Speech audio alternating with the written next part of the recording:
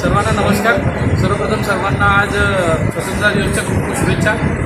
स्वतंत्र दिवसाच्या उपलक्षेमध्ये आज राजस्थान प्रकोष्ठ आणि महिला प्रकोष्ठ यांच्या तर्फे आपण भव्य रक्तदान शिबिराचं इथं आयोजन केलेलं आहे।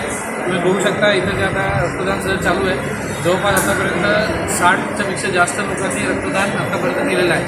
हा जो ब्लड कॅम्प आहे आम्ही मागच्या 7 वर्षापासून याचं आयोजन करतो आणि दरवर्षी आपला प्रतिसाद हा वाढत आहे। आतापर्यंत आपण जवळपास 400पेक्षा जास्त ब्लड बँक कलेक्ट करून ते 400 जीव वाचवण्याचं काम आपण इथून केलेलं आहे। याच्यामध्ये पूर्ण BJP राजस्थान प्रकोष्ठ आणि महिला प्रकोष्ठ यांच्या सर्वांचा संगनमताने होणारा हा पूर्णपणे प्रोजेक्ट आहे।